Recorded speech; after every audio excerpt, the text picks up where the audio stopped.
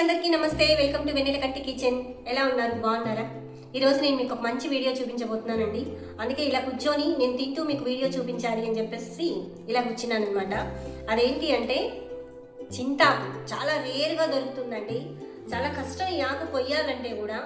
అందుకే ఈ ఆకు అమ్మేవాళ్ళు ఎంత అడిగితే అంత నాకు ఇచ్చేయాలి అనిపిస్తుంటుంది. ఎందుకంటే ఈ ఆకు మనం ఆ చెట్టు కొమ్మల నుంచి కోసుకొని మనం తెంపుకొని రావాలి అంటే చాలా కష్టం కదా.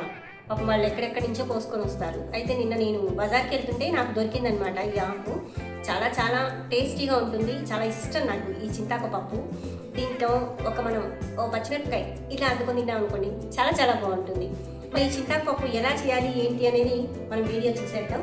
ఇప్పుడైతే నేను ఫస్ట్ ఇలా కలుపుకొని నెయ్యి వేసుకొని అన్నం కలుపుకొని తింటే అద్భుతం అండి. నిజంగా ఇలాంటి వంటకాలు మన ఇంట్లో తయారు చేసుకొని తింటే మనకి హోటల్లో తినాలన్నా కూడా చాలా రేరు. అసలు ఎక్కడ కూడా దొరకదు. అసలు మనం చింతాకు పప్పు మీరు ఎక్కడైనా హోటల్లో తిన్నారా? దొరకదు కదా. అది మనం కంపల్సరీ ఇంట్లో చేసుకొని తినాలి. నేను పెట్టిన రెసిపీ చూసి మీరు చేసుకొని తినండి. మళ్ళా చేసుకొని తినాలి అనిపిస్తుంది. అంత బాగుంటుందండి. పాతకాలం వంటలు నిజంగా ఎవరి గ్రీన్.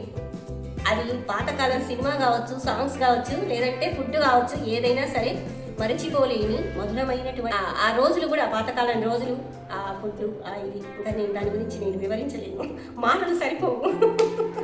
కాబట్టి ఇప్పుడైతే ఓ పట్టు పడుతున్నాను. చాలా చాలా టేస్టీగా ఉంటుంది. కొంచెం నెయ్యి వేసుకోవాలి.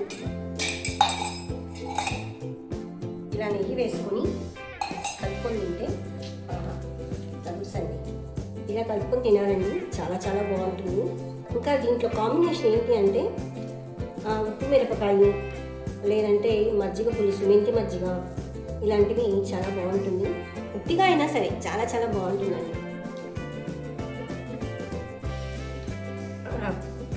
అద్భుతం అండి. ఉప్పగా పుల్ల పుల్లగా చాలా చాలా బాగుంది. రేరుగా దొరుకుతుందండి. చాలా బాగుంటుంది. వీడియో చూసి ఎలా తయారు చేయాలో చేసుకొని తినండి. చాలా చాలా బాగుంటుంది. ఓకేనా?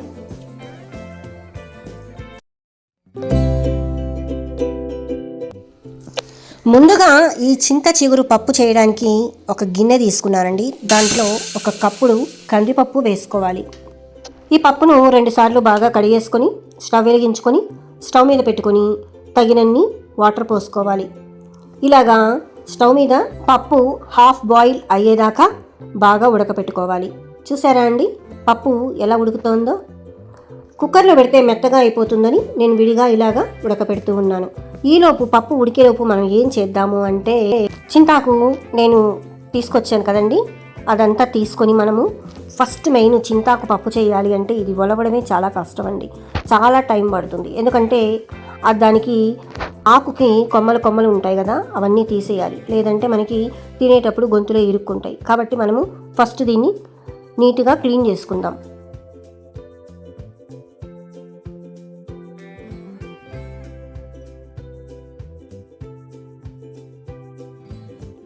చూసారండి ఎంత కొమ్మలు వచ్చిందో.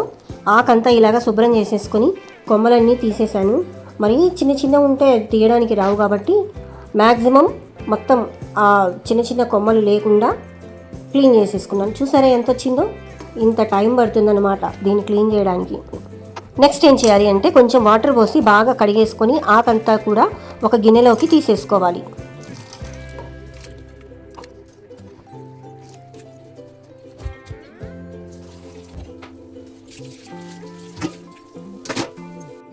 ఇదంతా చేసుకునే ప్రాసెస్లో పప్పు అయితే ఉడికిపోయిందండి. చూసారా?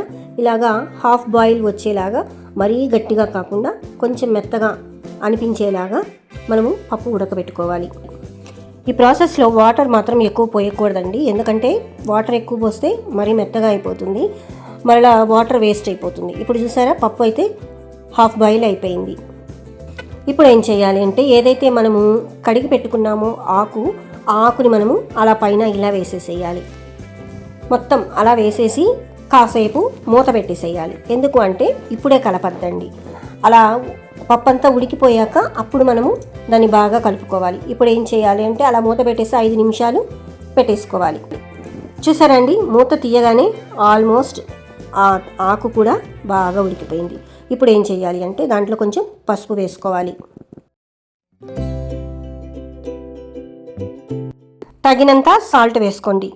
సాల్ట్ మీరు తినేదాన్ని బట్టి క్వాంటిటీని బట్టి చూసుకొని వేసుకోండి. నేనైతే ఒక 2 స్పూన్స్ వేసాను. ఇప్పుడు అడుగు నుంచి బాగా పప్పు అంతా కూడా బాగా కలుపుకోవాలి. మరలా ఒక 10 నిమిషాలు అలాగా ఉంచేస్తే పప్పు అంతా కూడా బాగా కలిసి గట్టిపడిపోతుంది. చూసారా అండి, బాగా ఉడుకుతోంది కదా. అలా ఒక 5 నిమిషాలు ఉంచేసామనుకోండి పప్పు అంతా కూడా గట్టిపడిపోతుంది. చూసారా అండి, ఇందాక మనము సాల్ట్ వేసాం కాబట్టి అలా వాటర్ అనిపించింది. అదంతా ఇంకిపోయాక ఇలా గట్టిపడిపోతుంది పప్పు. ఇప్పుడు ఏం చేయాలి అంటే మనం దీన్ని దించేసుకొని బాండి పెట్టుకోవాలి. ఒక 2-3 స్పూన్స్ ఆయిల్ వేసుకోండి. నేను అందాజాగా వేశాను. నూనె బాగా వేడెక్కాక ఒక 2 ఎండుమిరపకాయలు తుంచి వేసుకోండి. అలాగే 1 స్పూన్ ఆవాలు, 1/2 టీ స్పూన్ జీలకర్ర, 1 టీ స్పూను మినపప్పు, కొంచెం ఇంగువ అన్నీ వేసాక బాగా వేయించుకోవాలి. ఇప్పుడు ఒక 4 పచ్చిమిరపకాయలు, అలాగే వెల్లుల్లిపాయ ఒక 5-6 రెబ్బలు, కొంచెం కరివేపాకు ఇది వేగాక దీంట్లో వేసి వేయించేసుకోవాలి.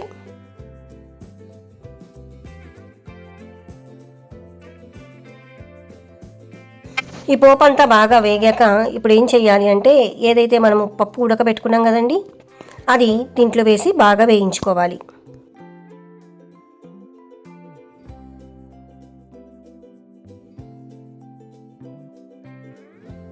ఇక అంతా వేసి ఒకసారి బాగా కలుపుకున్నాక ఒక 5-10 నిమిషాలు అలా ఉంచేసామనుకోండి పప్పు రెడీ అయిపోతుంది. ఎందుకంటే ఆ పోపు ఘాటంతా బాగా దాంట్లో కలవాలి కాబట్టి ఒక 5-10 నిమిషాలు అలా కలుపుతూ ఉంచేసామనుకోండి ఇక చింత చిగురు పప్పు రెడీ అయిపోయినట్టే.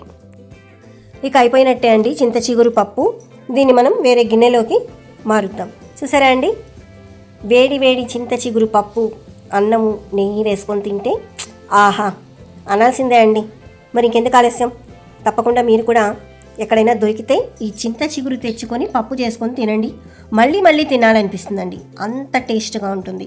మరి ఇంకెందుకు ఆలస్యం, మీ అమూల్యమైనటువంటి సలహాలు సూచనలు కామెంట్ బాక్స్లో తెలియచేయండి. మరొక వీడియోతో మళ్ళీ కలుస్తా. Thank you.